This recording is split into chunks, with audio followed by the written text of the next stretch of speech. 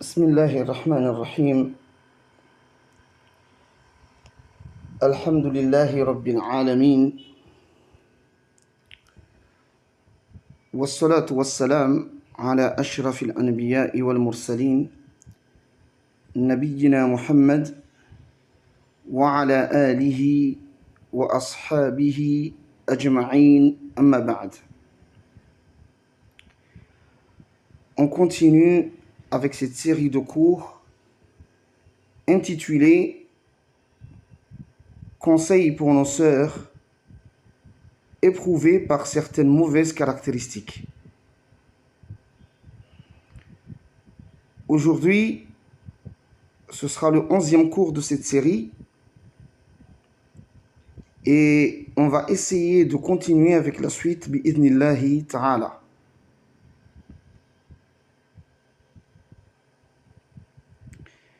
Durant le dernier cours, on a commencé à voir ensemble les différentes choses à faire pour se réformer, pour remédier aux problèmes de ces mauvaises caractéristiques.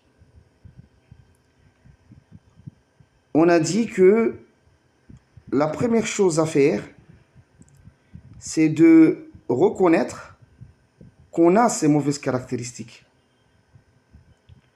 Car tu ne peux pas vouloir corriger une chose, te reformer d'un problème, si toi-même tu n'admets pas, tu n'acceptes pas que tu as ce problème.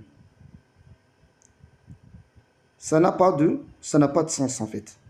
Et malheureusement, c'est ce qui se passe chez beaucoup d'entre nous à notre époque.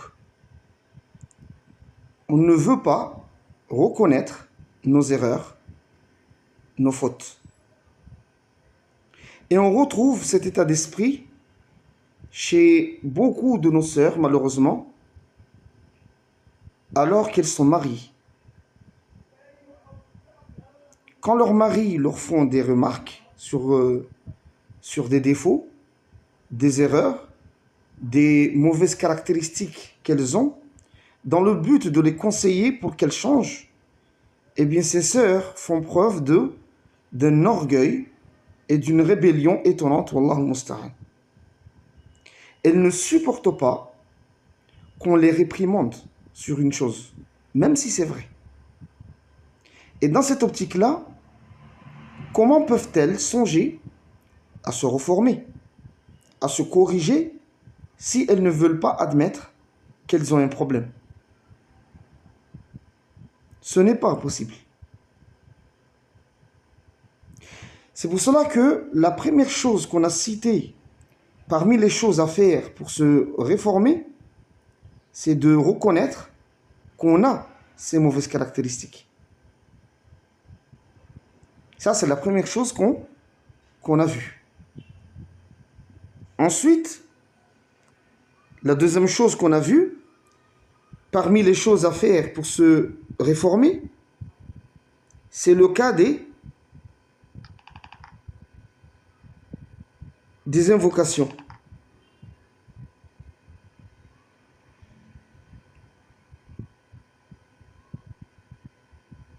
Ad-du'a.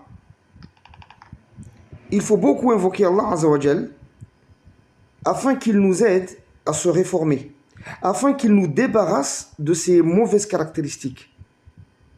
Car aucun bien, aucune réforme ne peut survenir au serviteur sans que cela ne vienne d'Allah Azza wa Jal. قال الله سبحانه وتعالى وما بكم من نعمة فمن الله ثم إذا مسكم الضر فإليه تجأرون.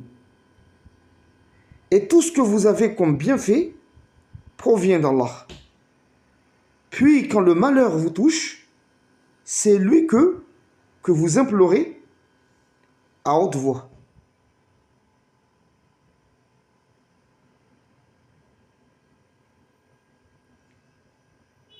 وقال تعالى, et Allah il nous dit dans le Coran, ما أصابك من حسنة فمن الله وما أصابك من سيئة فمن نفسك وَأَرْسَلْنَاكَ لِلنَّاسِ رَسُولًا وَكَفَى بِاللَّهِ شَهِيدًا. Tout bien qui t'atteint vient d'Allah. Et tout mal qui t'atteint vient de toi-même. Et nous t'avons envoyé aux gens comme messager. Et Allah suffit comme témoin. Et Allah suffit comme témoin.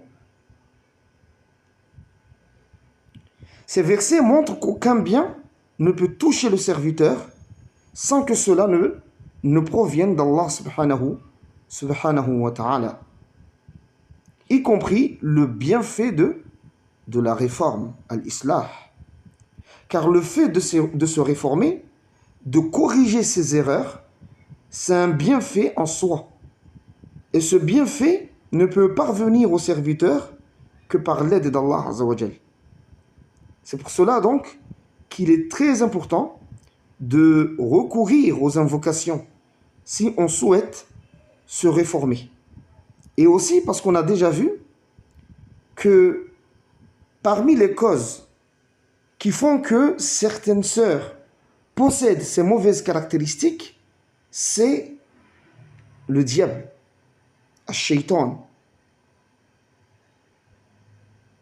Et ça, on l'a déjà vu. Et personne ne peut nous préserver et nous sauver de l'emprise du diable si ce n'est Allah subhanahu wa ta'ala. D'où encore une fois l'intérêt des invocations. Pour qu'Allah nous préserve de lui et préserve nos enfants de son emprise. Il faut donc multiplier les invocations. Beaucoup invoquer Allah subhanahu wa ta'ala pour qu'il nous améliore et nous aide à nous réformer. Donc ça, ce sont les deux choses qu'on a vues parmi les choses à faire pour se réformer de ces mauvaises caractéristiques présentes chez certaines sœurs. La première chose, reconnaître qu'on a ces problèmes-là. Parce que si on n'admet pas qu'on a ces mauvaises caractéristiques, on ne pourra jamais songer à se réformer. Et comme on l'a dit, beaucoup de personnes, de nos jours, on a du mal à accepter qu'on nous dise qu'on a telle erreur, tel défaut, etc. Vous voyez, donc c'est la première des choses, c'est reconnaître qu'on a ces problèmes, reconnaître qu'on a ces mauvaises caractéristiques. Ça, c'est la première des choses. La deuxième des choses, c'est ad-du'a. Invoquer Allah Azza wa Jal pour qu'il nous aide à nous réformer, parce qu'aucun bien ne peut nous atteindre si ce n'est par Allah subhanahu wa ta'ala. Donc ça, c'est les deux premières choses qu'on a vues parmi les choses à faire pour se réformer. La troisième chose qu'on va voir parmi ces choses à faire, c'est al-hijratu min bilad al-kuffari ila bilad al-muslimin. La hijra. Le fait de quitter les pays mécréants vers les pays musulmans. Ce point est très essentiel et obligatoire dans la réforme. Car on a vu que parmi les causes qui font que certaines sœurs possèdent certaines mauvaises caractéristiques, parmi les causes qu'on a vues, c'est l'influence des mécréants, al-kuffar. Car ces derniers, les mécréants, comme on l'a vu dans les cours précédents, يؤثرون في المسلمين بشكل عام لا سيما الذين يقيمون في بلادهم. Les mécréants ont un impact, une influence sur les musulmans, surtout ceux qui vivent dans leur pays de mécréance. Sans parler de l'influence vraiment catastrophique qu'ils ont sur nos sœurs. Wal'ayadhu billah. Ces mécréants ont une très grande part dans l'acquisition de ces mauvaises caractéristiques par nos sœurs. Que ce soit à travers leurs médias, que ce soit à travers les médiathèques qu'ils installent dans les pays musulmans, etc. Donc imaginez le cas des sœurs qui habitent carrément dans leur pays ou qui ont toujours habité dans leur pays. A'udhu billah. Il est clair que l'impact et l'influence sont encore plus catastrophiques. Wallahu musta'an. Et ce qui est encore plus pire, de ce que j'ai vu moi personnellement et remarqué, c'est que beaucoup de sœurs ne s'en rendent pas compte en fait. Et ne se rendent pas compte à quel point les pays mécréants ont été un danger pour elles. Certaines peuvent le dire avec la bouche et de manière purement théorique, mais en pratique, dans les faits, dans les agissements, dans le comportement, on voit vraiment que ces sœurs-là ne sont pas réellement conscientes à quel point les mécréants ont une mauvaise influence sur elles. Ces sœurs-là ne se rendent pas compte en fait, sauf celles qu'Allah subhanahu wa ta'ala a fait miséricorde, et elles sont peu nombreuses. C'est pour cela que parmi les choses à faire pour se réformer de ces mauvaises caractéristiques, c'est la hijra. Quitter ces pays mécréants vers des pays musulmans wa ilal abad, de manière définitive. Donc ça, c'est la troisième chose à faire pour celles qui souhaitent se réformer, se corriger de ces mauvaises caractéristiques qu'elles ont acquises. Quitter les pays mécréants et faire la hijra dans les pays musulmans. Quitter les pays mécréants et faire la hijra dans les pays musulmans. Et ici, il y a un point extrêmement important qu'il faut souligner, qu'il faut rappeler concernant la hijra et qui s'inscrit justement dans le contexte de notre cours ici. Ce point, c'est que il faut comprendre que quand on parle de hijra, ce n'est pas une question de déménagement en fait. Il ne s'agit pas simplement d'un déplacement d'un lieu vers un autre. Il ne s'agit pas non plus d'une opportunité d'investissement dans un pays étranger. Ça, il faut vraiment le comprendre. L'esprit de la hijra, c'est de se désavouer des mécréants,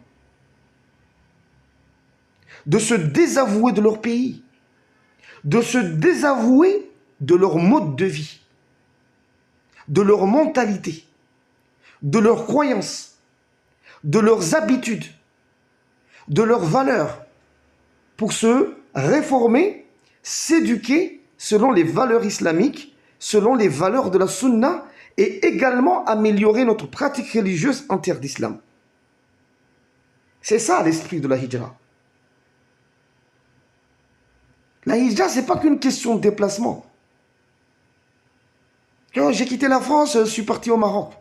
J'ai quitté la France, je suis parti en Égypte. Je suis parti m'installer en Égypte. Comme quand les koufars eux-mêmes, ils disent, mais non, j'habite plus en France, j'habite en Angleterre. J'habite aux États-Unis. J'ai investi là-bas. J'ai eu un contrat de travail, une opportunité d'investissement, il a akhiri. Non, la hijra, c'est pas ça. C'est pas du tout ça, en fait, en vrai. Parce que l'objectif, c'est quand on n'arrive pas à pratiquer notre religion dans les pays mécréants. Que ces gens-là, ils nous influencent dans le mal. C'est là l'esprit de la hijra. C'est là l'esprit de quitter les pays mécréants vers un pays musulman.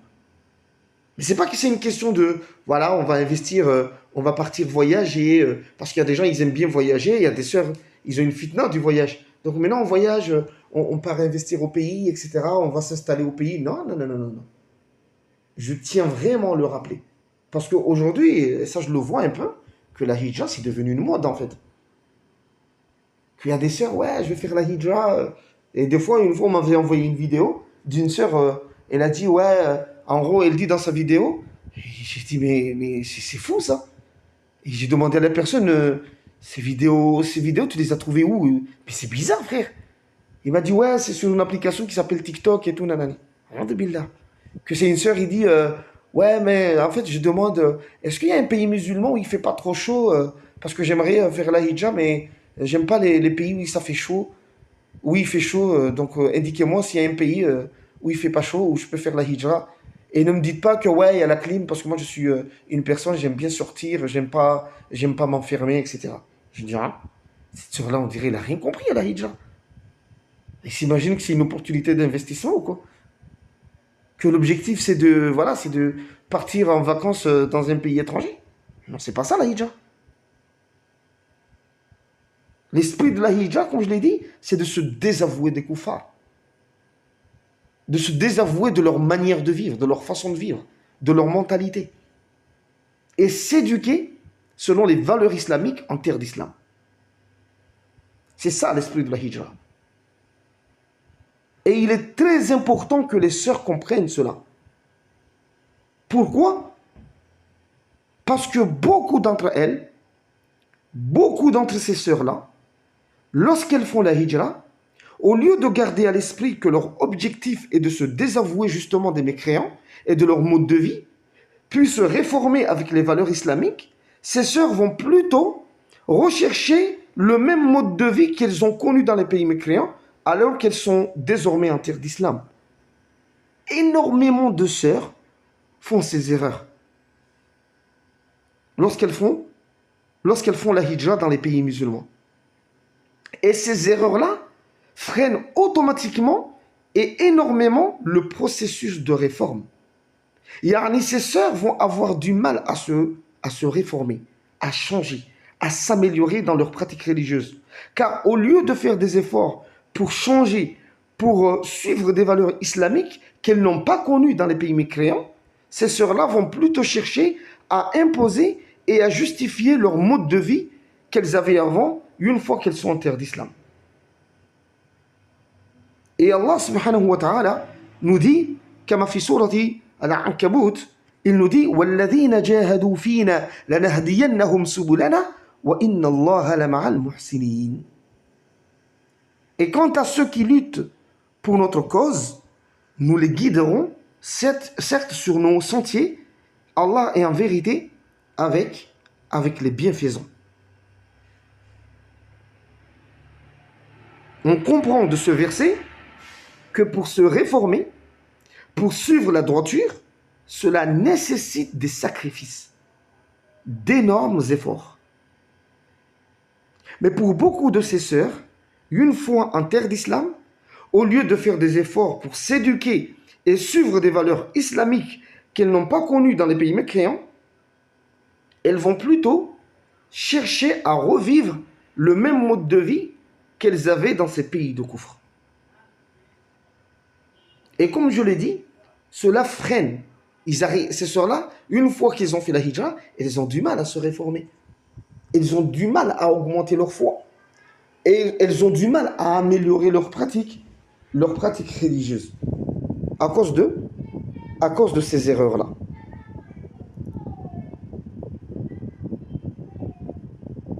Et ici, je vais donner des exemples pour illustrer mon propos, afin qu'on comprenne précisément ce que je veux dire, bi'idhnillahi ta'ala. Je vais donner des exemples ici. Le premier exemple que je vais donner, on va voir que parmi les valeurs que l'islam nous enseigne, c'est az-zuhd, l'ascétisme, le renoncement au bien de ce bas monde. L'islam nous enseigne que cette vie d'ici-bas est éphémère et sans valeur. Et il ne convient pas de courir derrière elle, de courir derrière les richesses de ce bas monde. Et il y a plein de textes, que ce soit du Coran ou de la Sunna, qui nous appellent à ça, qui nous enseignent ces valeurs. Quant aux mécréants, al-kuffar, c'est tout l'inverse. Ils incitent les gens à rechercher constamment et massivement les biens de ce bas monde. Ils incitent les gens à aimer l'argent, à aimer le matériel, à s'attacher à cette vie d'ici-bas. Je peux même dire que leurs pays sont construits selon ces valeurs matérialistes. D'ailleurs, je me souviens, subhanallah, que quand j'ai mis mes pieds en France, c'est parmi les premières choses qui m'ont le plus marqué et qui m'ont le plus dégoûté. C'est que tout était une question d'argent. Tout autour de toi rimait avec l'argent. Pour te garer devant toi, il faut payer. Si tu te gares mal, tu payes. Tu rentres chez toi, des dizaines de factures t'attendent. Toujours des histoires de loyer, des histoires d'impôts. Dans les métros, il faut de l'argent. Pour aller d'une ville à une autre, on passe par des péages où il faut payer. L'atmosphère était imprégnée de cette obsession de l'argent. Et on voyait que les gens étaient très influencés par cela. À un point tel que c'était le principal facteur, l'élément central de toutes les décisions que les gens y prenaient.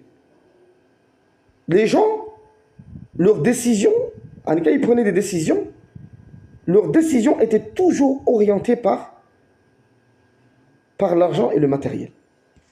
D'ailleurs, subhanallah, à la base, moi ce qui m'a envoyé en France, c'est que quand j'ai eu mon bac et que j'ai été accepté à l'université Pierre et Marie Curie, à Paris, à la base, moi, je voulais être contrôleur aérien en fait. Je voulais,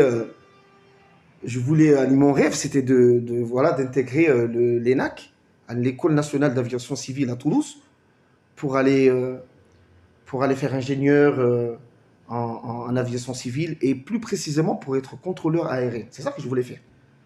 Je voulais faire ça. Et pour ce, je voulais d'abord intégrer maths prépa à l'université Pierre et Marie Curie d'abord pour me former et partir là-bas. Et subhanallah, en fait, quand on dit maths prépa, ça veut dire un programme de mathématiques de 5 ans, vous le faites en 2 ans en fait. Et vous faites que des mathématiques pures, et après de la physique, de l'anglais, de l'informatique, etc. Mais il n'y a pas beaucoup de matière en fait. On n'a pas d'histoire, on n'a rien. En maths prépa, c'est ça. On te forme que en mathématiques intenses et physique intense, anglais et informatique. Je crois qu'il n'y avait que ces 4 matières. Donc mon objectif c'était ça en fait. Et il fallait même étudier le samedi, etc. Bon bref.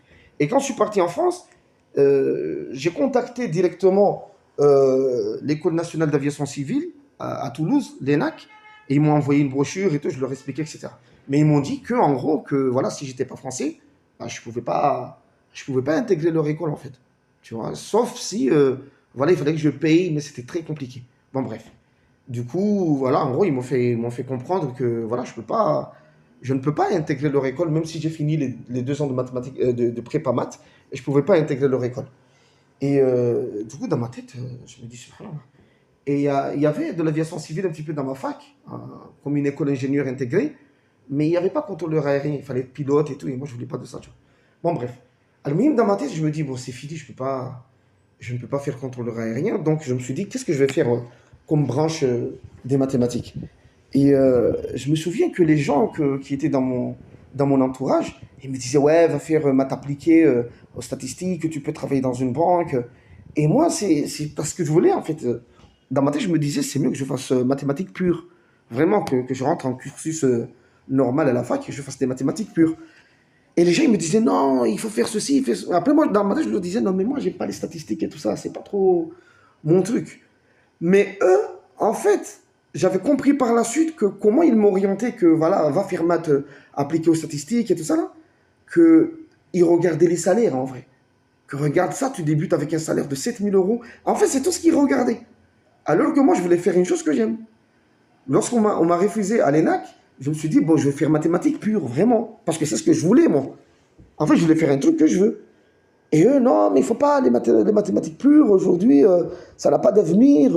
Oriente-toi plutôt vers les maths appliquées, mais appliquées aux statistiques, aux probabilités, etc. Comme ça, tu peux travailler dans une banque. Regarde les salaires, ça débute à 7 000 € et après, ça débouche sur 10 000. En fait, ils ne regardaient que l'argent. C'est ça que je voulais en venir, en fait. Que dans les pays mécréants, tout est une question d'argent. Et les gens qui vivent là-bas, ils sont influencés par ça.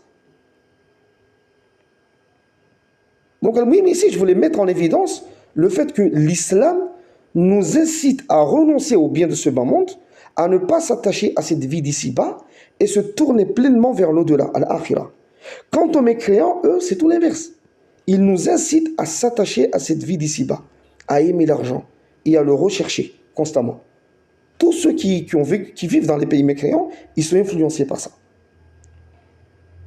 Et même les sœurs qui ont vécu et grandi là-bas, dans ces pays mécréants, elles ont été éduquées selon ces valeurs d'amour de l'argent, du matériel, etc.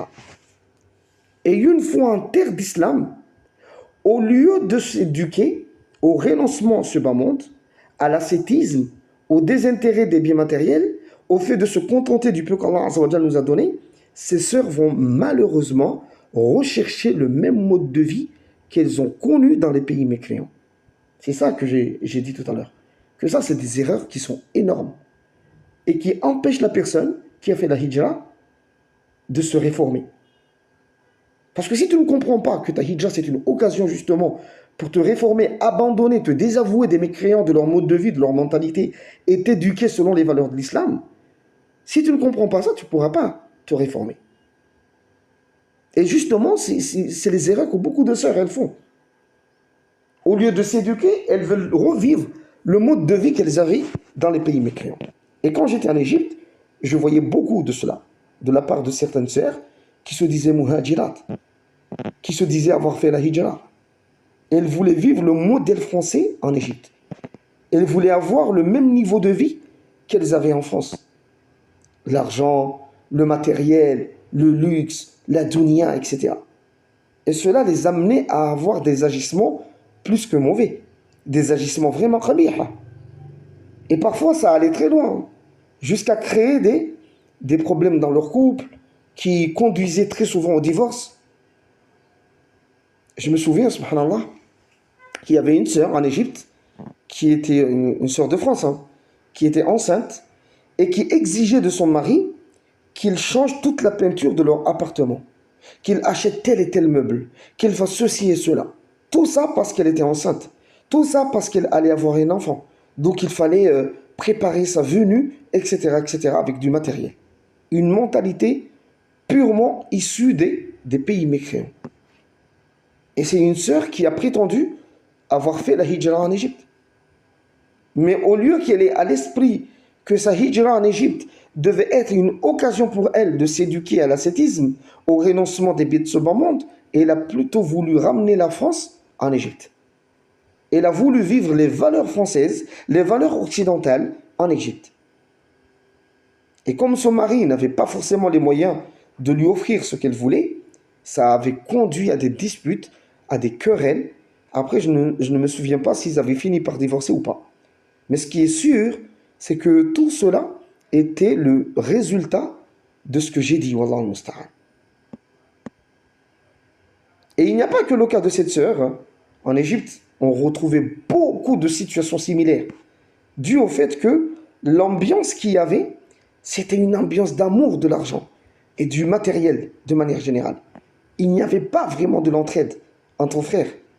On ne voyait pas mahasin l'islam, les bienfaits de l'islam chez les gens. Il n'y avait pas cette solidarité basée sur la fraternité islamique. Tout était devenu une question d'argent. Tout était devenu presque payant. Une fois, j'étais rentré dans un magasin, dans une boutique, il y avait un petit jeune. Il avait acheté un yaourt à boire, en fait. Les yaourts mélangés à des fruits, là, soit c'est à la fraise, soit à l'orange, soit des trucs comme ça. Il avait acheté un yaourt à boire, il l'a ouvert, il avait payé. Et il est toujours dans la boutique, et il y avait plein de personnes qui étaient là, ils faisaient la queue pour acheter, Et lui, voilà, il était à la caisse, mais il avait déjà payé, il a commencé à boire son yaourt à boire. Et lorsqu'il a ouvert, il a bu un coup, il s'est rendu compte que c'est pas ce qu'il voulait en fait. C'est pas la saveur qu'il voulait. Peut-être il avait pris fraise, il voulait pas fraise. Un truc comme ça. Et ce qu'il a fait, c'est quoi? Il s'est tourné vers un frère qui était dans la queue. Parce que je me souviens encore, je crois le yaourt là, il coûtait 8 euros, 8 guinées, un truc comme ça. 8 guinées égyptiens. Et il s'est tourné vers le frère à côté, il lui a dit, tiens, je te le vends à 6 euros 50, à 6 guinées, à 6 guinées 50, un truc comme ça. Et moi, j'étais devant lui, j'étais choqué. J'ai dit, tu peux lui offrir un sadaqa. Hein. Tu peux lui offrir un sadaqa. En aumône. Tu peux donner ça en aumône à ton frère. Et gagner des hasanat. Mais lui, non. Il a dit, si tu veux, je te le vends à 6 guinées. J'étais choqué. Des gens qui sont venus étudier dans un markaz. Des salafis qui sont venus étudier dans un markaz. T'as bu ton yaourt. Tu vois que c'est pas ce que tu voulais. Tu vas faire quoi avec 8 guinées? C'est rien, ça. Fais sadaqa à ton frère. Et tu gagnes des hasanat. Peut-être tu vas rentrer au paradis à cause de ça. Non, non, non, non, non. Il a dit, je te le vends. Ah, une ambiance d'argent. C'était très rare de voir une personne qui avait un truc chez lui qu'il n'utilisait pas ou qu'il n'avait pas besoin, l'offrir à son frère qui en avait besoin, en sadaqa. C'était très rare. Tout se passait par la vente. Il y avait un groupe Viber à l'époque réservé à ces ventes-là. C'était une ambiance bizarre en fait, pour des prétendus étudiants. Et tout cela, parce qu'il y avait beaucoup de muhajirin, il y avait beaucoup de frères et sœurs qui ont vécu voilà, dans les pays mécréants, ils sont venus faire la hijra là-bas, et ils étaient nombreux dans notre markaz, et voilà, on ressentait beaucoup ces ambiances en fait. Et tout cela illustre ce que j'ai dit tout à l'heure, que les frères et les sœurs, lorsqu'ils font la hijra, ils ne gardent pas à l'esprit que l'objectif, c'est justement de se désavouer des mécréants, de leur mode de vie, de leur mentalité, de leur manière de voir, de leurs valeurs, et s'éduquer selon les valeurs islamiques. Ces frères et sœurs vont plutôt chercher à revivre leur mode de vie qu'ils avaient dans les pays mécréants.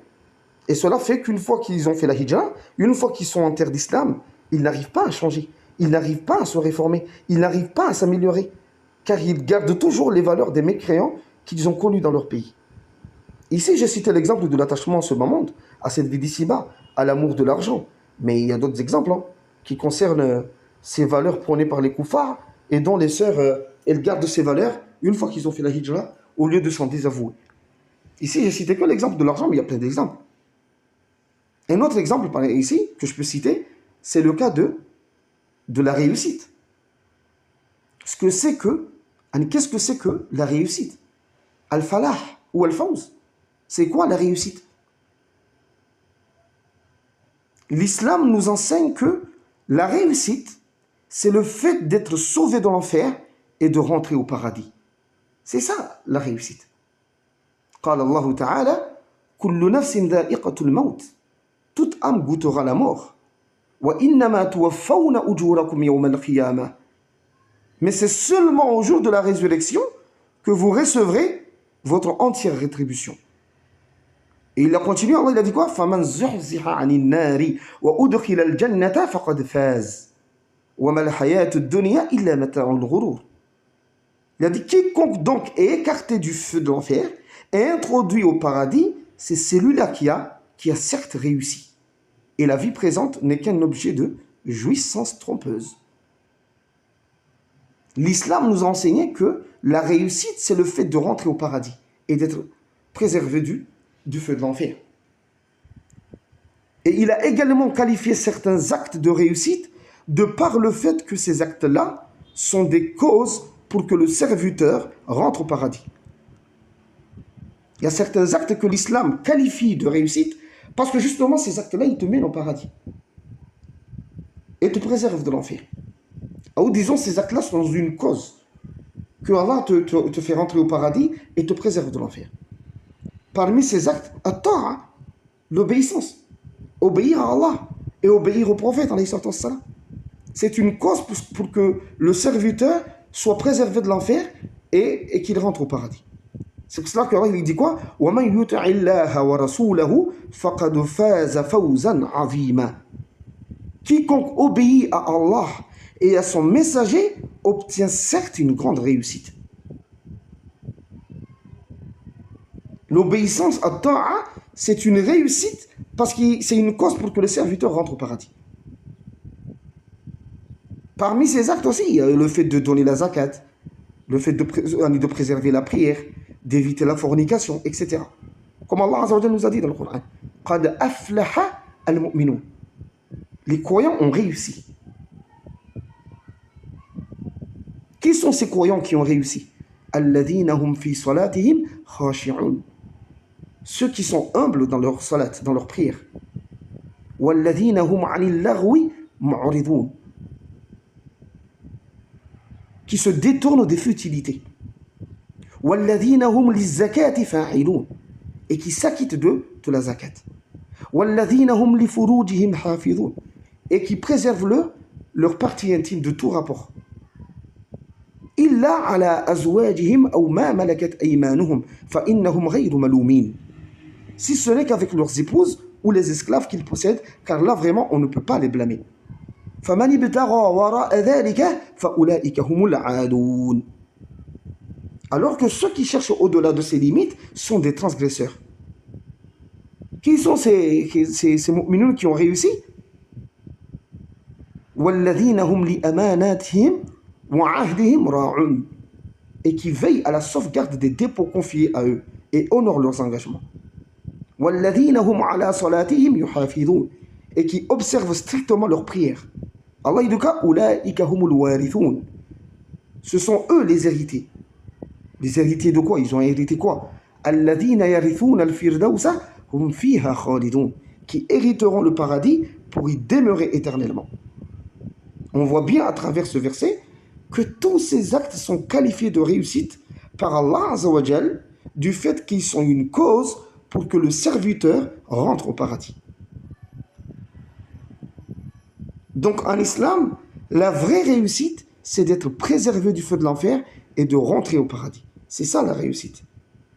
Quant aux mécréants, al-kuffar, leur conception de ce que c'est que la réussite est complètement matérielle et matérialiste. Pour eux, la réussite, c'est quand tu as un très bon boulot qui paye bien, une belle maison, une belle voiture, les voyages, les hôtels, bref, de l'argent. Quand tu as de l'argent, quand tu es aisé matériellement et que tu vis dans le confort, c'est cela la réussite pour eux. C'est ça la conception de la réussite chez les mécréants. Et dans leur pays, en France par exemple, ils encouragent les gens à cela. Ils encouragent les gens à rechercher de l'argent, à vivre dans le confort matériel, etc. Et ils leur montrent qu'avoir tout cela signifie qu'on a réussi dans la vie. Donc on voit bien ici que leurs valeurs à eux et les valeurs enseignées par l'islam sont conflictuelles et complètement contradictoires. Donc dans ce contexte-là, les frères et les sœurs qui font la hijra de ces pays mécréants vers des pays musulmans doivent garder à l'esprit que cette hijra est une occasion pour eux de se désavouer de ces valeurs, de ces conceptions qu'ils ont apprises chez les mécréants pour s'éduquer selon les valeurs de l'islam. Mais au lieu de cela, beaucoup d'entre eux, comme je l'ai dit, font cette erreur de vouloir revivre dans les pays musulmans leur mode de vie qu'ils avaient dans ces pays mécréants. Et au lieu de se réformer, ils perpétuent plutôt ces valeurs en terre d'islam. C'est pour cela donc qu'il n'est pas rare de voir des frères et des sœurs muhajirines dans certains pays musulmans qui, au lieu de faire des efforts considérables dans l'adoration d'Allah subhanahu wa ta'ala, dans l'apprentissage de la religion, dans l'accomplissement des bonnes œuvres, afin de réussir selon la conception islamique de ce que c'est que la réussite, ces frères et sœurs vont plutôt concentrer une grande partie de leur énergie dans les investissements financiers, dans le business, dans le commerce, dans des moyens qui vont leur permettre de gagner de l'argent et avoir une vie de confort. Ceci, c'est parce que, sans le vouloir, ou inconsciemment peut-être, ils ont gardé à l'esprit la conception des mécréants comme quoi la réussite, c'est le fait de d'avoir de l'argent, etc. C'est pour cela que quand ils voient un de leurs frères ou une de leurs sœurs muhajir ouvrir une boutique, un restaurant ou une quelconque activité commerciale et gagner beaucoup d'argent à travers cela, ces frères-là vont dire que, Masha'Allah, le frère a réussi ou la sœur a réussi, etc. Et ils vont lui témoigner du respect, ils vont lui donner de la valeur, ils vont vouloir être proches de lui, etc. Alors qu'il se pourrait que ce frère ou cette sœur, en termes de religion, en termes de aqid, en termes de ilm, en termes d'accomplissement de bonnes œuvres, en termes d'apprentissage, il est nul, il est très pauvre. Mais ses frères et sœurs muhajirin vont voir que, masha'Allah, il a réussi ou elle a réussi. Ces choses-là, elles se passent dans les pays musulmans. Allez chez les frères qui ont fait la hijra. On les voit tous les jours. C'est parce qu'ils ont gardé la conception des mécréants de ce que c'est que la réussite. Alors que ses frères et ses sœurs, ils sont déjà en terre d'islam, ils ont déjà fait la hijra. Et ça, c'est quelque chose que j'ai beaucoup vu, que ce soit en Égypte ou même ici aux Comores. Quand j'étais en Égypte, il y avait un frère de France qui avait fait la hijra et c'était mon voisin. On habitait dans le même immeuble. Parce que moi, en fait, à la base, moi, je n'ai pas fait la hijra en Égypte. Moi, j'étais en France, j'ai fait la hijra aux Comores. Mais je suis venu aux Comores. Et des Comores, je suis parti en Égypte pour aller étudier. Donc, mon voisin, lui, c'était un converti, c'était un Français. Il a fait la hijra en Égypte. Et on habitait dans le même immeuble. En fait, c'était mon voisin, en fait. Ce frère-là, au début, il était très motivé dans l'apprentissage de la science. Il était très motivé, ce frère-là. Il me demandait de l'aider pour l'arabe, etc. Et il était très motivé. Et un jour, un autre frère de France, qui avait ouvert un grand magasin d'alimentation, yani, voulait vendre sa boutique, je ne sais pas pour quelle raison. Un autre frère qui avait une boutique, il voulait vendre sa boutique. Et mon voisin, là, que j'ai dit, c'était mon voisin, on habitait dans le même immeuble, il voulait acheter sa boutique pour continuer le commerce. Moi, je l'ai conseillé de ne pas le faire. Et je lui disais que ça va le distraire de l'apprentissage, etc. Mais il ne m'a pas écouté, il l'a fait quand même. Et je me souviens que quand il a acheté la boutique et qu'il a repris le commerce de ce frère, il y a un frère qui avait ouvert une boutique, et je pense qu'il voulait quitter l'Égypte, je ne me souviens pas, ou il voulait quitter la ville où on était. Il voulait vendre sa boutique. Et mon voisin, il a acheté sa boutique pour continuer le commerce. Et quand il a acheté la boutique, et voilà, il a repris l'activité, cela lui prenait du temps, de l'énergie, de la concentration, de l'investissement. Il était à fond dedans.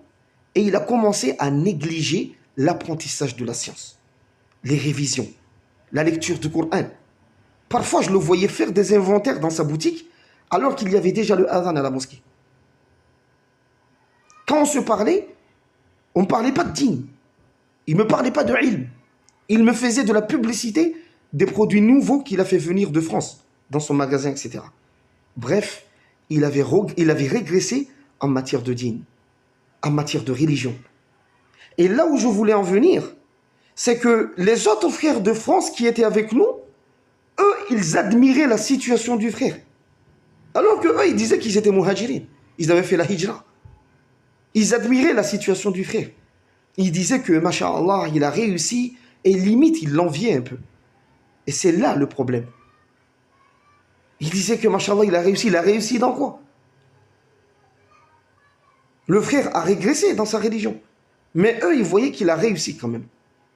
C'est parce qu'ils ont gardé le même état d'esprit qu'ils avaient en France. Comme quoi la réussite, c'est l'argent et le matériel. Donc ça, c'est un autre exemple pour illustrer ce phénomène que je viens de parler. Que beaucoup de frères et de sœurs, lorsqu'ils font la hijra, ils ne gardent pas en tête que l'objectif de la hijra, c'est de se désavouer des mécréants, de se désavouer de leurs croyances, de leur façon de penser, de leur mode de vie, pour s'éduquer selon les valeurs islamiques en terre d'islam. C'est ça l'esprit de la hijra. Mais ils vont vouloir revivre le même mode de vie qu'ils avaient avant, alors qu'ils ont fait la hijra. Et ça, c'est très dangereux, car ça les empêche de se réformer, de s'améliorer et de se corriger. Et ceci est encore plus valable pour le cas des sœurs qui sont éprouvées par des mauvaises caractéristiques qu'elles ont eues dans les pays mécréants à cause de l'influence de ces derniers. C'est encore plus valable pour ces sœurs-là. Parce que comme je l'ai dit, parmi les causes pour s'améliorer, c'est la hijra. Mais pour que ça fonctionne, il faut garder à l'esprit que le but de la hijra, c'est de se désavouer des mécréants. Ce n'est pas qu'une opportunité d'investissement, de voyage. Ce n'est pas qu'une question de déplacement d'un point A à un point B. La hijra, l'esprit de la hijra, c'est un désaveu. On se désavoue des koufars, de leur religion, de leur mode de vie, de leur façon de penser, de leur façon de vivre. On se désavoue de tout ça pour aller s'éduquer selon les valeurs de l'islam, en terre d'islam. Mais comme je l'ai dit, beaucoup de ces sœurs, non, ils n'ont pas ça à l'esprit. Ils veulent, une fois qu'ils ont fait la hijra dans les pays musulmans, revivre les mêmes modes de vie qu'elles avaient en France, qu'elles avaient dans les pays de Koufr. Non, c'est pas comme ça.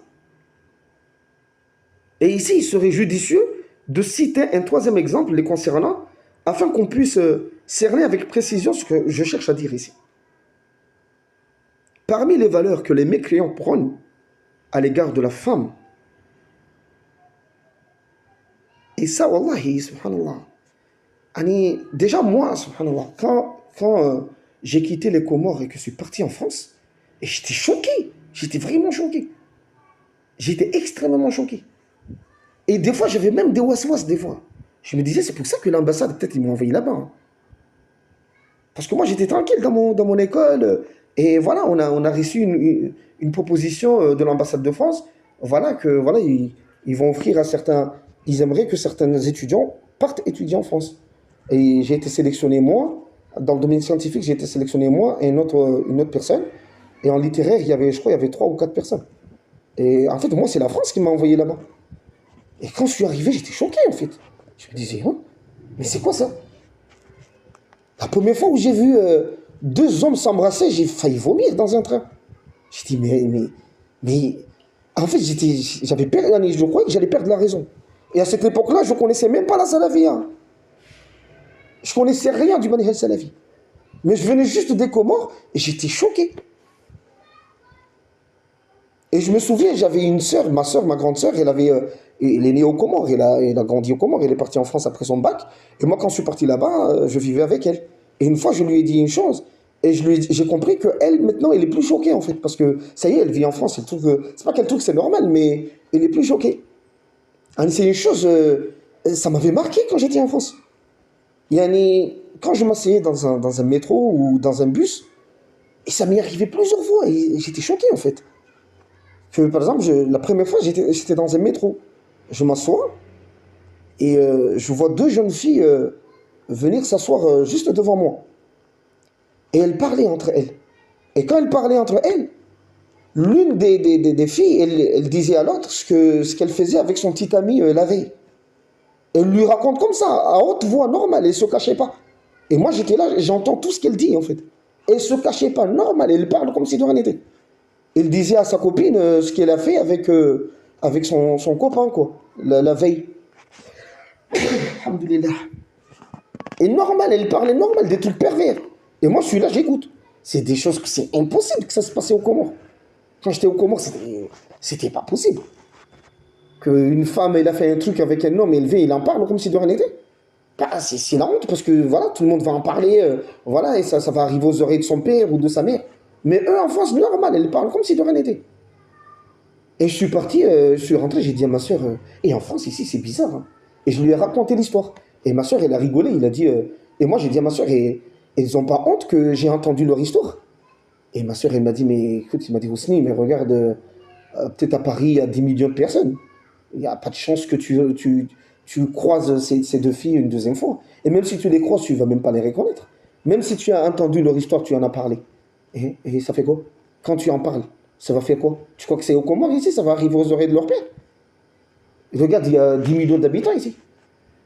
Et c'est là que je commençais à comprendre que, à force de vivre ici, en France, Ils ont fini par s'habituer. Donc les sœurs, en fait, qui habitent en France, ils ne se rendent pas compte, en fait, mais les mécréants, ils leur empoisonnent, hein, avec des valeurs, des états d'esprit, et ils ne se rendent pas compte. Donc ici, c'est l'exemple que je voulais donner, ici, par exemple, que parmi les valeurs que les mécréants, quand j'ai vu ça en France, j'étais choqué, j'étais dégoûté, j'étais bouleversé même. Je me disais, ce pays, il est dangereux. Hein. Parmi les valeurs que les mécréants prônent à l'égard de la femme, c'est le fait que la femme ne doit pas se laisser faire vis-à-vis d'un homme. Ça, je l'ai remarqué quand j'étais en France. Que la femme ne doit pas céder à ce que veut un homme, même si c'est son mari. Mais au contraire, elle doit s'exprimer, avoir du caractère, ne pas se laisser faire, imposer son opinion, prendre les devants, etc. C'est quelque chose, ce sont des valeurs que les mécréants encouragent et font la promotion à l'égard de la femme. Ils valorisent ce genre de femme, la femme caractérielle, la femme leader, qui ne se laisse pas faire, ni dominer par son mari, etc. Et ça encore, quand j'étais à l'université, j'avais un ami à moi, un Français, il avait un problème avec sa copine à cause de ça. Il me disait que sa copine, elle n'a pas de caractère. Elle n'est pas caractérielle. Elle se laisse faire. Tout ce que je lui dis, elle fait. Hein? Et moi, je lui disais, mais en fait, je ne comprenais pas. Dans ma tête, je me disais, les Français, c'est des fous. Hein. Ma première année en France, c'était un cauchemar pour moi. Non pas que je ne comprenais pas les maths, parce que pour moi, les maths, c'est un jeu.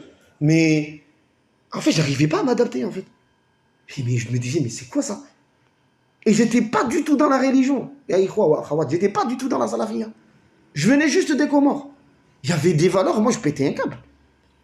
C'était un ami, un Français. On était en fac de maths. Et il me disait, il veut laisser sa copine.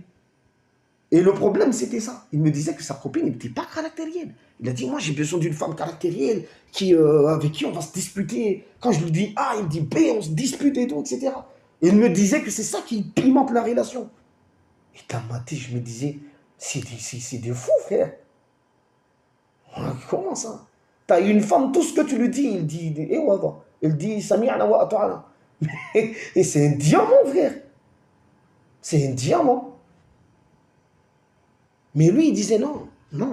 Tout ce que je lui dis, il sourit, il dit d'accord, il se laisse faire. Et finalement, il l'a laissé. Parce que ça, c'est des valeurs que les koufars, en fait, ils font la promotion de ça. Ils valorisent ce genre de femme. La femme caractérielle, la femme leader, la femme qui ne se laisse pas faire, qui ne se laisse pas dominer par son mari, etc. Alors qu'en islam, c'est tout l'inverse. L'islam appelle la femme à être pudique, à être discrète devant les hommes. Il appelle la femme à être humble et obéissante, douce et soumise vis-à-vis de son époux. Il appelle la femme à être sous la domination de son mari. Et aujourd'hui, si on utilise ces termes, des sœurs en islam qui ont vécu dans les pays mécréants, ils crient au scandale. Comment ça tu dis que la femme doit être soumise? Et elle, ici, il y a certaines sœurs du bled qui n'ont jamais voyagé. Pour elles, c'est normal de dire ça. Je me souviens, ma mère, une fois, elle m'avait dit ça. Avec quelqu'un de ma famille, il a dit, non, moi, je ne vais pas me laisser dominer par mon mari. Et ma mère, elle était choquée, ma mère. Et elle m'a appelé, il m'a dit, Abou Zahra, explique-moi. Si une femme ne se fait pas dominer par son mari, elle va se faire dominer par qui? J'ai dit à ma mère que, en fait, toi, tu dis ça parce que dans ton esprit, c'est que c'est normal qu'une femme soit dominée par quelqu'un. Et dans ta tête, tu dis, c'est lui qui mérite d'avoir cette domination, c'est le mari. Mais c'est que dans ta tête, c'est normal qu'une femme se fasse dominer. Mais j'ai dit, maman, mais ces sœurs-là, c'est pas comme ça, ces femmes-là. C'est pas comme ça qu'elles réfléchissent. Et je me souviens que quand ma mère, elle était en France, et mon père, il était au Comores, et l'hiver, il est venu, et il faisait tellement froid, et mes sœurs, ils ont proposé à ma mère de mettre des pantalons en dessous de la baya qu'elle mettait, etc. pour se préserver du froid. Et ma mère, elle a dit non. Elle a dit non, je ne veux pas de pantalon, rien. Pas de collant, rien du tout. Je mets mon abaya là. Et mes sœurs, elles lui disaient, mais tu vas mourir de froid ici. Hein. Et pourquoi ma mère, elle ne voulait pas mettre ça? Parce que... Parce qu'en 1974, et c'était en 2008, hein, je crois que c'était en 2008 ou en 2007, un truc comme ça, que ma mère, elle était en France, et Elle disait non.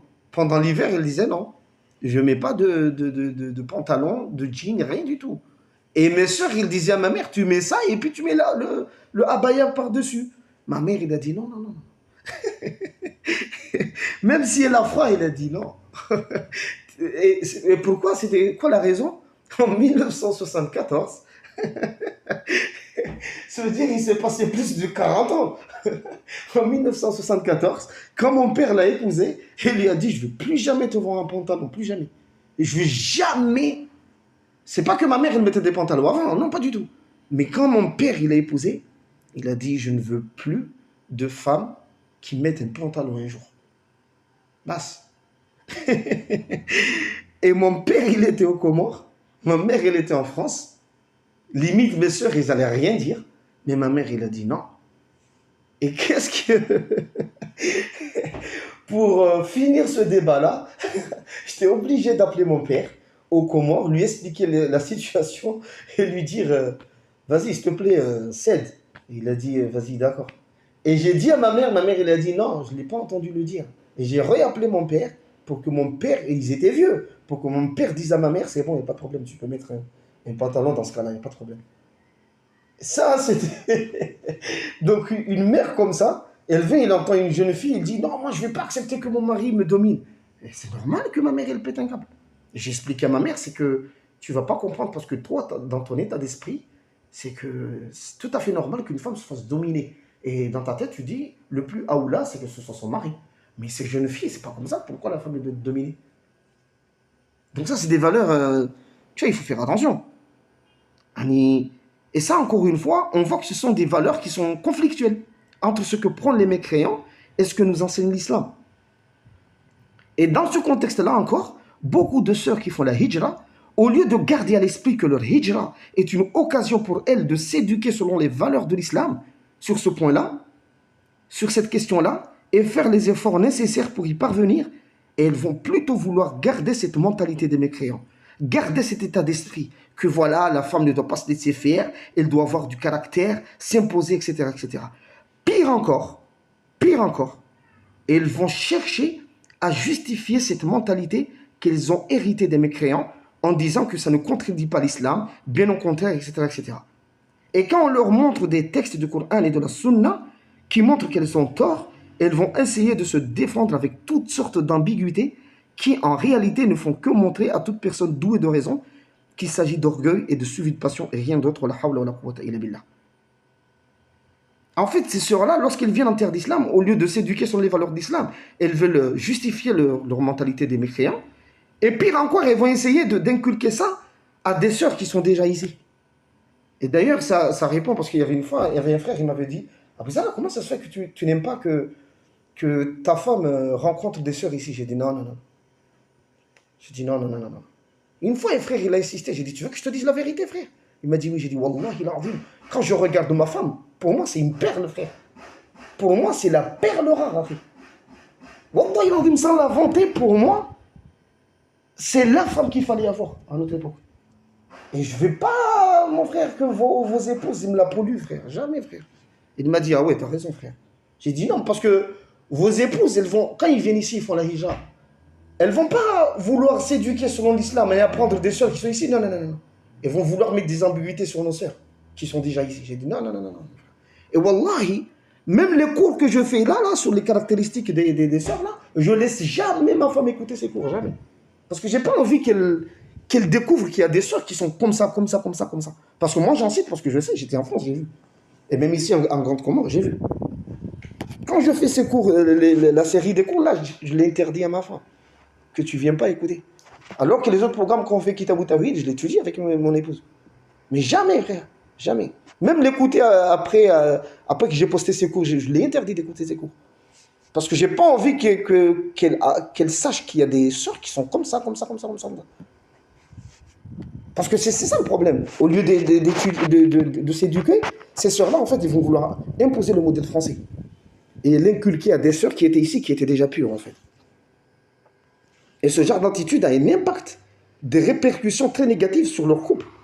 Et cela conduit très souvent à des situations catastrophiques et chaotiques. Wallah al-musta'an. Et c'est pour cela qu'on retrouve de plus en plus de frères qui ne veulent plus se marier avec des sœurs qui ont vécu dans les pays mécréants, même si elles sont d'origine de pays musulmans. Parce que ces frères remarquent cela, que ces sœurs, non seulement ils ont été gravement influencés par les koufars, leur mentalité, mais en plus de cela, ces sœurs-là, lorsqu'elles font la hijra dans les pays musulmans, au lieu de faire des efforts pour s'éduquer selon les valeurs islamiques, elles vont plutôt vouloir justifier ce sur quoi elles sont. Et je peux même dire, sans exagération aucune, qu'on retrouve presque la même situation en Grande Comore. Et surtout dans les grandes villes, comme Moroni, Mitsamihuli, etc. La même situation. Des sœurs qui ont été influencées par la mentalité des mécréants. Et au lieu de se réformer avec les valeurs islamiques, elles cherchent plutôt à justifier ce sur quoi elles sont. Et aujourd'hui, on voit de plus en plus de frères qui, pour se marier, se tournent vers les autres îles, en Juan et Moélie. Parce qu'ils ont constaté que dans ces îles-là, l'éducation des sœurs est beaucoup plus imprégnée des valeurs islamiques, contrairement en Grande Comore. Moi-même, j'en ai fait l'expérience et j'ai vu que c'est vrai. La différence, elle est vraiment énorme, très énorme. Ce n'est même pas comparable. Et des fois, je le dis sans complexe, que la différence entre une grande comorienne et une moélienne, par exemple, dans le domaine du conjugal, c'est comme la gendarmerie nationale comorienne et l'armée russe de Vladimir Poutine, en termes d'armement. Comment peut-on oser comparer ces deux armées? Et tout cela vient du fait que ces sœurs-là, au lieu de se réformer avec les valeurs islamiques, elles vont plutôt vouloir justifier avec orgueil ce sur quoi elles sont. Alors comment peuvent-elles s'améliorer? C'est pour ça que beaucoup de ces sœurs-là, elles n'ont rien à dire à part, ouais, c'est aux hommes de patienter, quand ils vont se marier avec nous, c'est les hommes ils doivent patienter. Non, c'est à vous de vous réformer. Parce que oui, d'accord, il faut apprendre à patienter dans le couple, ça c'est vrai. Mais de un, il y a des limites à cette patience. C'est pas que je vais patienter à tout ce que tu fais. Il y a des limites. Et de deux, une patience, mais c'est aussi avec l'idée que ces sœurs-là doivent faire les efforts pour se réformer, pour s'éduquer. Échanger. Mais sinon, si c'est pas ça, non, moi, je dirais pas aux hommes que marier ces sœurs-là et puis patienter. Patienter jusqu'à quand? Jusqu'à attraper une AVC, jusqu'à perdre la raison, jusqu'à voir votre foi diminuer. Non, moi je dirais aux hommes que, vas-y, vous n'avez pas à choisir de subir tout ça, alors qu'il y a plein de femmes dans les autres îles qui sont largement plus meilleures et vous apporteront la sérénité dont vous avez besoin pour adorer Allah. Parce que ce qu'on ne comprend pas, et qu'on fait exprès de ne pas comprendre, c'est que ce genre de mauvaises caractéristiques ont souvent des répercussions très négatives sur la foi et la pratique religieuse de l'époux. C'est ça que les gens, des fois, ils ne comprennent pas. Et beaucoup de ces sœurs-là, au lieu de faire des efforts pour se réformer, ouais, mais les hommes, ils doivent patienter eux aussi. Ouais, mais il y a des limites à la patience. Il y a des limites. C'est pas que je dois patienter dans tout. Souvenez-vous de Ibrahim, alayhi salam, lorsqu'il a dit à son fils Ismaël de répudier sa femme. Parce qu'elle se plaignait tout le temps. Parce qu'il se plaignait tout le temps.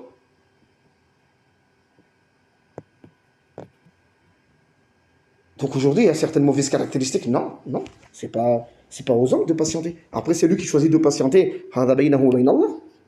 Mais c'est pas pour autant qu'on va dire à ces frères-là, vas-y, mariez les sœurs d'ici, même si elles ont ces caractéristiques, mais c'est pas grave, après vous allez patienter. Non, non, non, non. Moi, en tout cas, pas moi.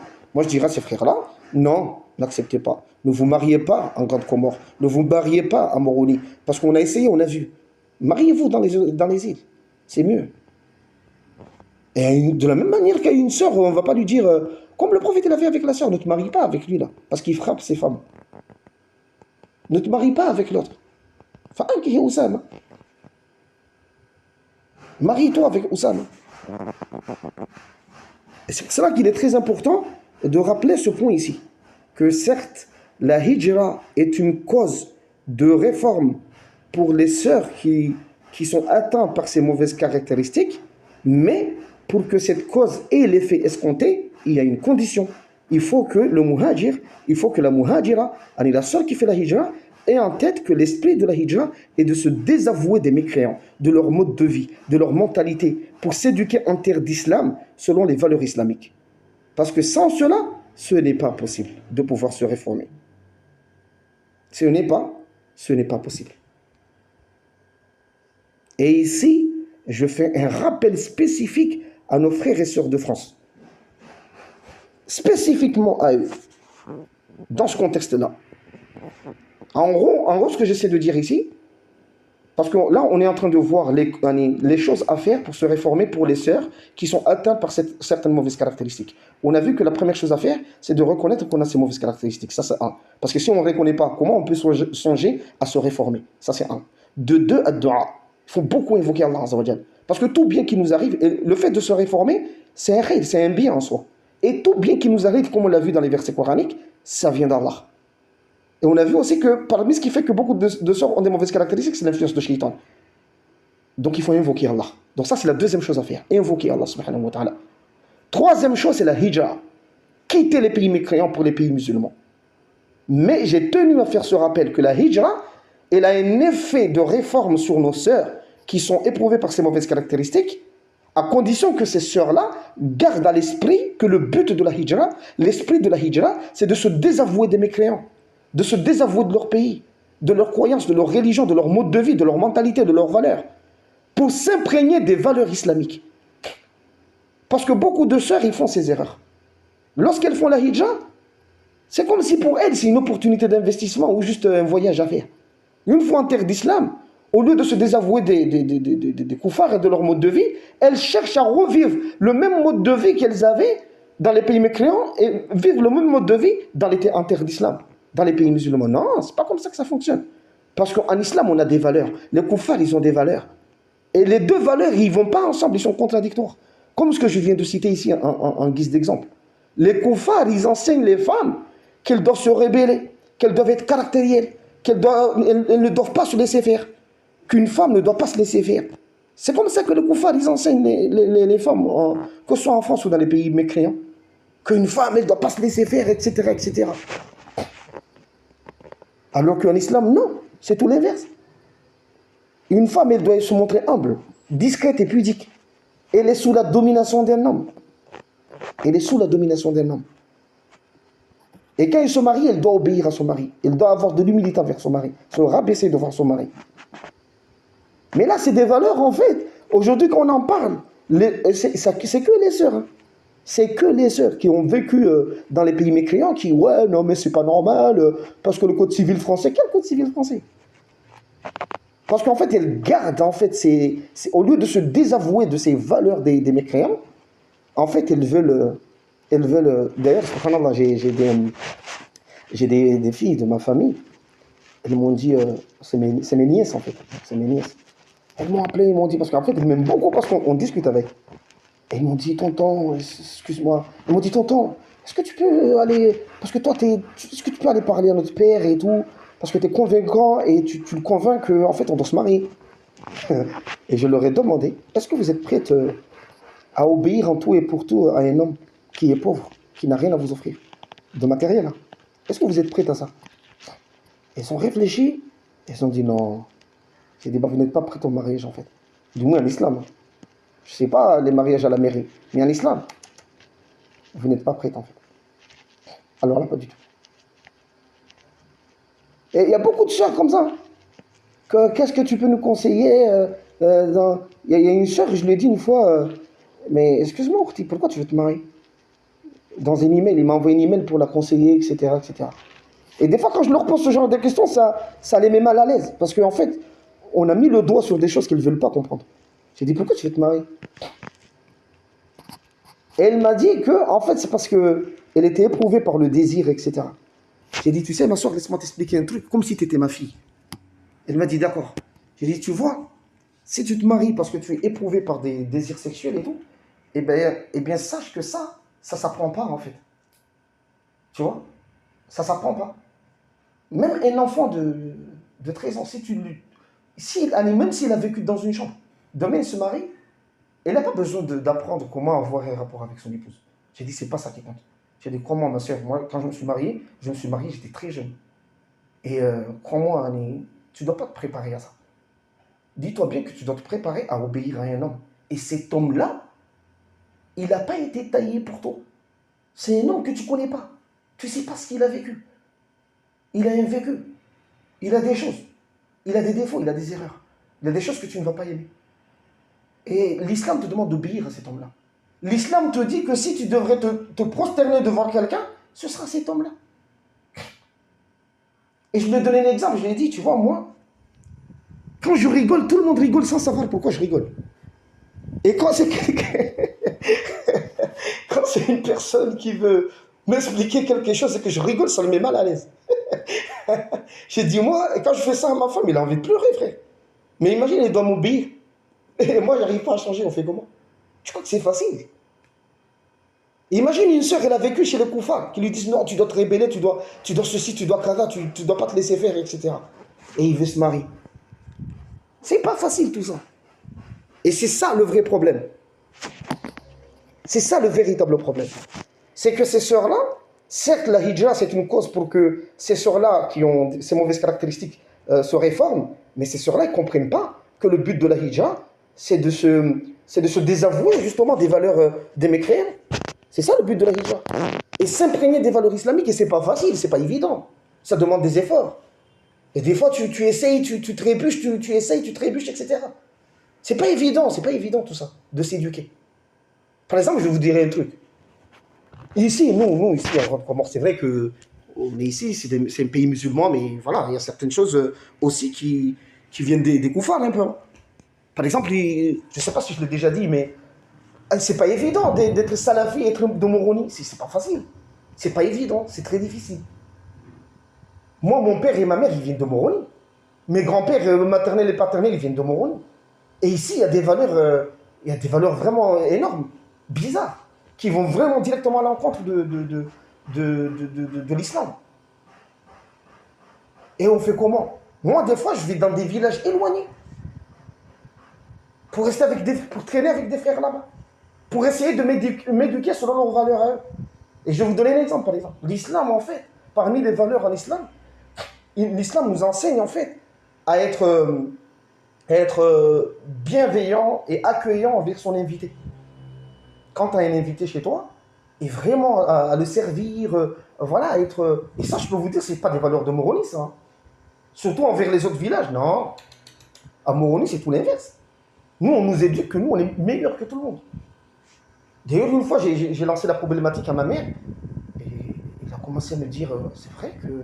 J'ai dit, ma mère, j'ai dit, maman, regarde, vous dites que vous, les gens de Moroni, vous êtes meilleurs que les autres.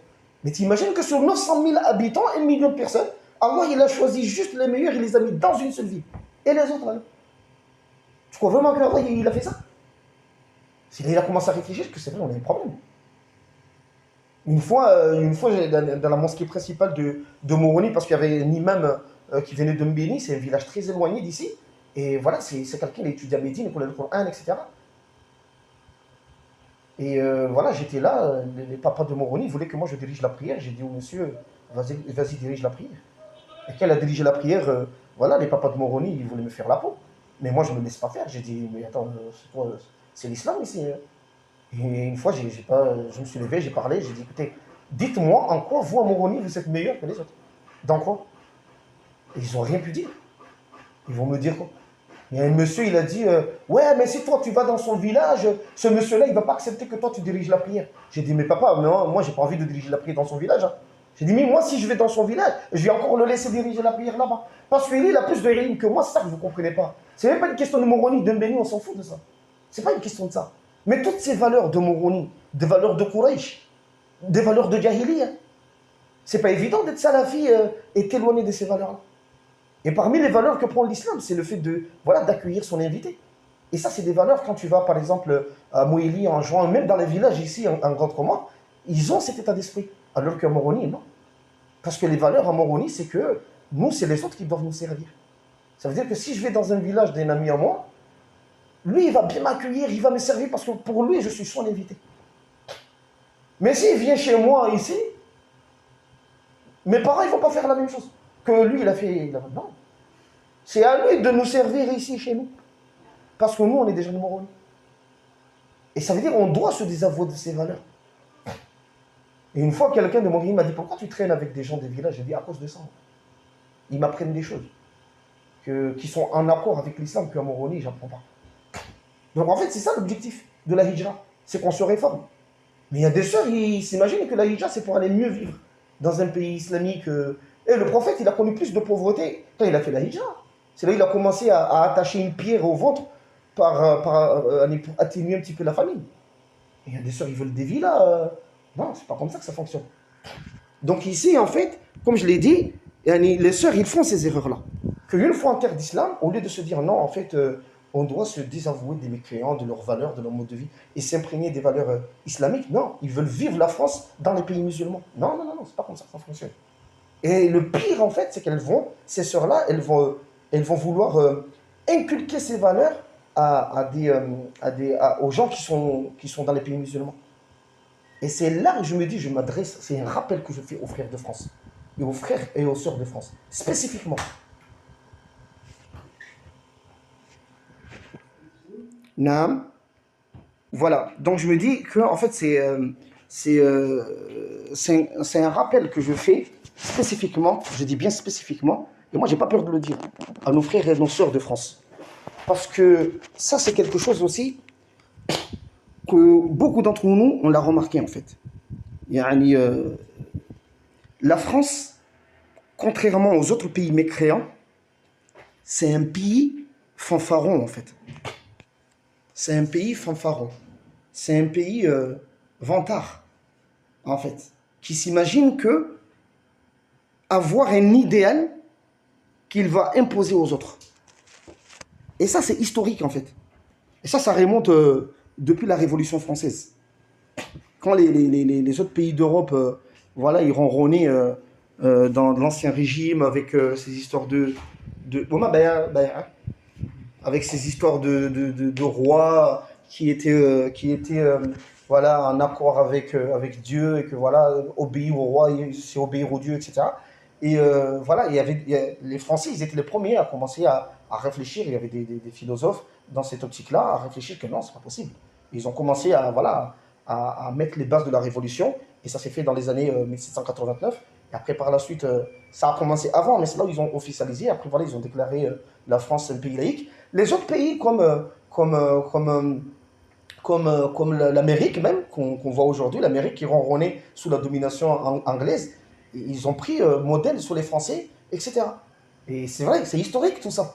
Que la France, elle est à l'origine de la Révolution française, elle est à l'origine de l'invention des droits de l'homme, etc., etc. Donc en fait, c'est un pays qui s'imagine qu'il a un idéal à imposer aux autres, en fait. Et que si tu n'es pas comme lui, ça veut dire que c'est toi qui as un problème.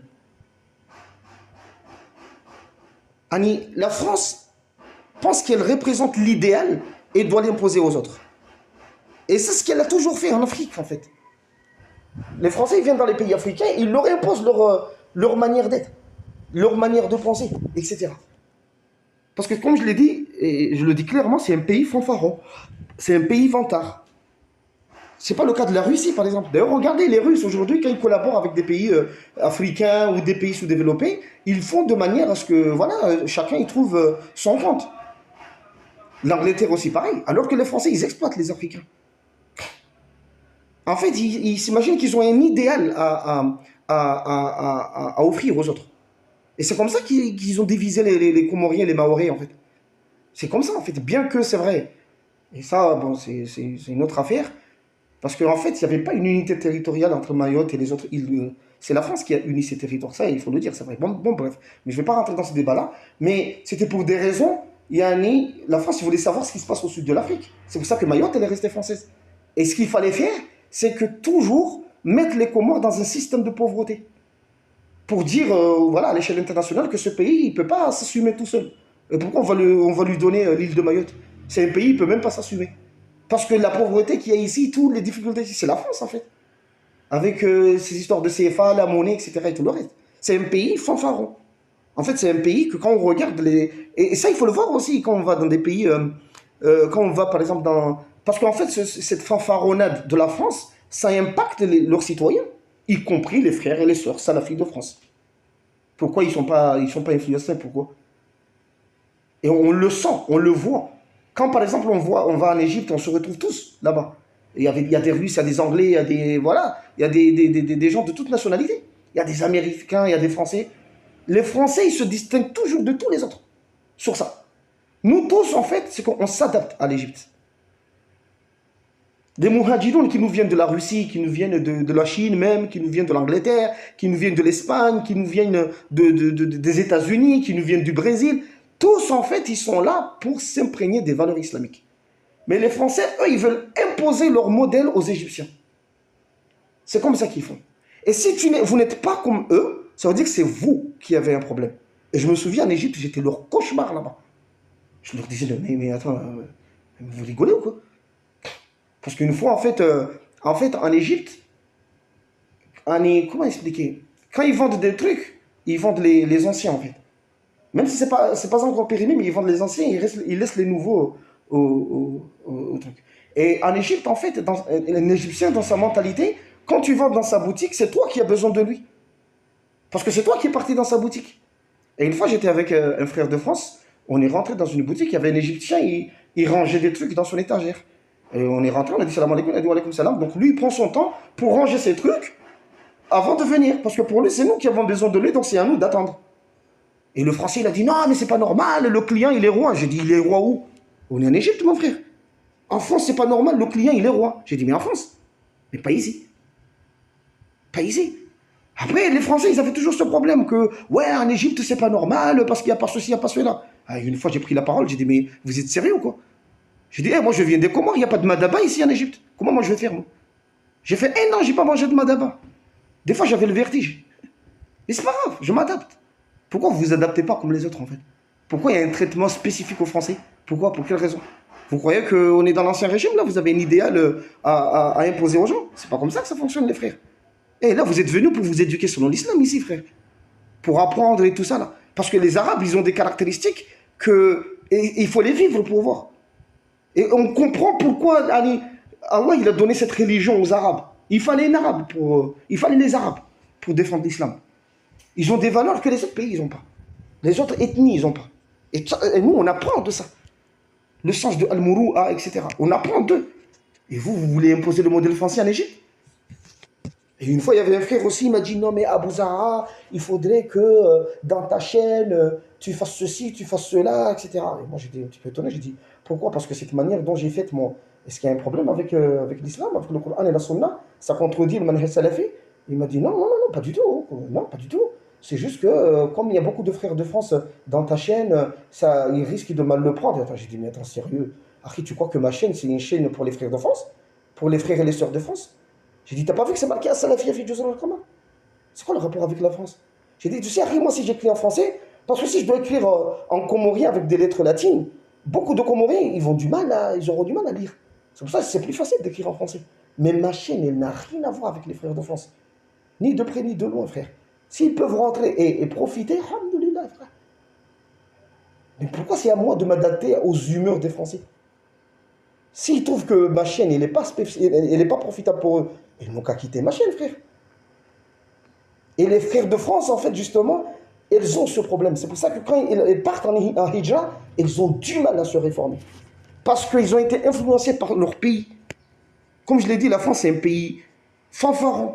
C'est un pays vantard. C'est un pays qui s'imagine qu'il a un idéal à offrir aux gens. Et ça dans tous les domaines. Hein. Même quand j'étais à l'université, j'avais des problèmes avec mes professeurs à cause de ça.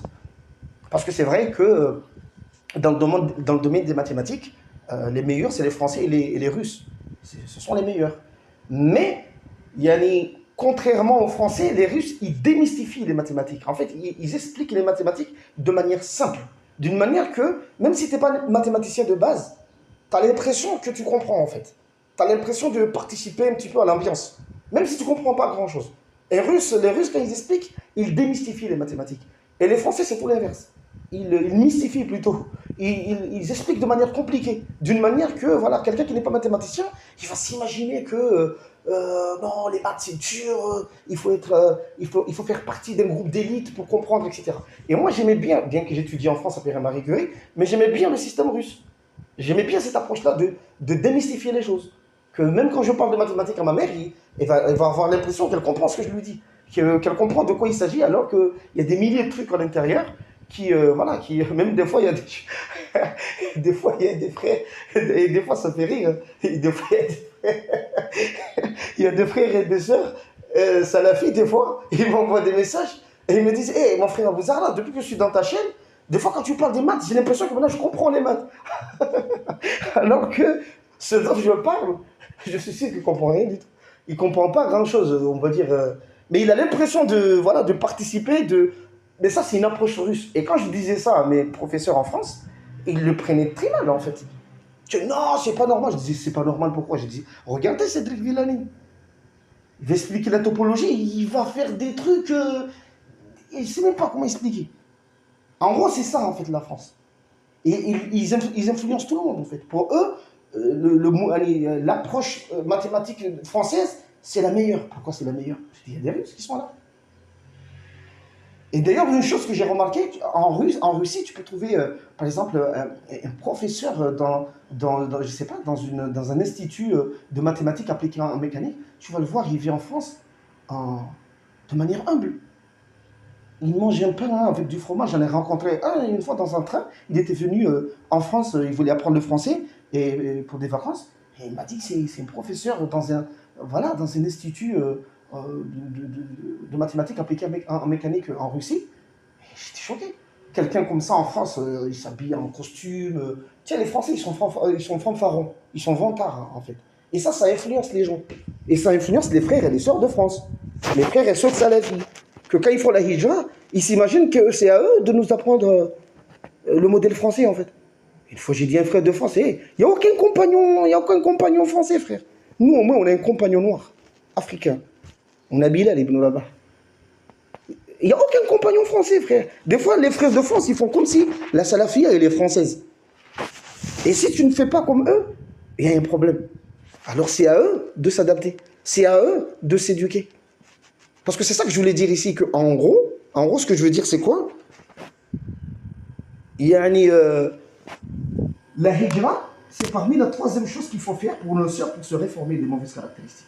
Mais cette hijra-là, pour que ce soit efficace, il faut que les sœurs elles comprennent que, en fait, pour que ce soit efficace, il faut qu'elles aient à l'esprit que le but de la hijra, c'est de se désavouer des kuffars.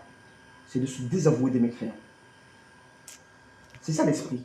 De se désavouer de leur mode de vie. De se désavouer de leur manière de penser et aller en terre d'islam et s'éduquer selon les valeurs islamiques. C'est pour ça qu'on ne va pas y revenir, mais j'avais cité l'exemple de la réussite.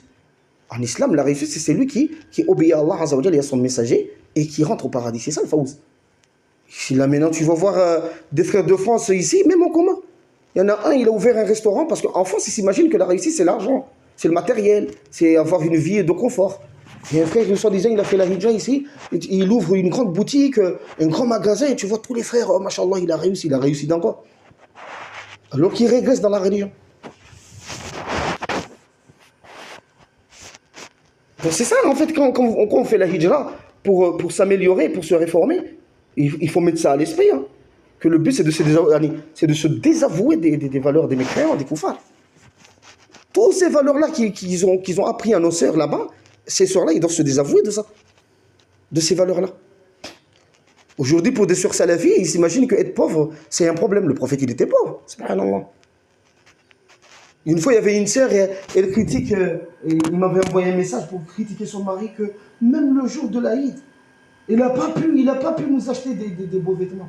J'ai dit: oh, subhanallah, même Omar ibn Abdel Aziz, qui était le meilleur des califes, parmi les meilleurs des califes. Le jour de l'Aïd, il est monté dans le mimbar, il est en train de faire la khutbah. Il a regardé son fils, il a commencé à pleurer. Parce que son fils, il a mis des vieux habits. Tu crois que ton mari, il est mieux que Omar ibn Abdel Aziz ou quoi? Ah, ou tu crois que toi, t'es mieux que la femme de Omar ibn Abdel Aziz? Et les sœurs, ils sont... Parce qu'en France, ouais, il faut ceci, il faut cela, etc., etc. C'est pour ça que la hijra, c'est une opportunité pour se réformer. Hein. Pour celle qui veut se réformer. Pas pour celle qui veut venir vivre le modèle français ici. Ou le modèle des mécréants ici. Et c'est pour ça que je fais ces rappels à nos frères, à nos sœurs de France. Parce que spécifiquement, ces frères-là et ces sœurs-là, ils ont un problème avec ça. Parce que ça vient de la France. Comme j'ai dit, la France, c'est un pays fanfaron. Il s'imagine qu'il a un idéal. Voilà, lui, il représente l'idéal et il doit l'imposer aux autres. C'est comme ça qu'ils font, en fait. Ils viennent au Comores, non, vous devez être comme nous, regardez. Comment ça, on doit être comme vous? Pourquoi? L'Arabie Saoudite, c'est un pays bizarre, les femmes, ils n'ont pas le droit de voter, les femmes, ils n'ont pas le droit à la parole. Comment ça? Vous croyez qu'ils doivent vous imiter ou quoi? Même il y en avait un, il avait demandé une fois, je crois que c'était français, il avait demandé au roi d'Arabie Saoudite, pourquoi on ne voit jamais ta femme? Il a dit, mais pourquoi vous voulez voir ma femme? Et si vous, vous exposez les vôtres, ben nous, on ne va pas exposer les nôtres. Et un roi en Arabie Saoudite. Et il faut un Français pour ça. Il faut un Français pour ça. Je dis, c'est pas un dénigrement. Parce que ça, on avait dit au début, que parmi les problèmes aujourd'hui, quand on nous parle de nos défauts, les gens ils s'imaginent qu'on nous insulte. Ce que je dis là, c'est vrai. Les Français, c'est des fanfarons. Wallahi, c'est vrai ça. Je ne suis pas en train de mentir, je les ai vus. En Égypte, je les ai vus. Donc ils ont du mal avec ça. واضح؟ Donc نكتفي بهذا القدر إن شاء الله تعالى. سبحانك اللهم وبحمدك نشهد أن لا إله إلا أنت نستغفرك ونتوب إليك.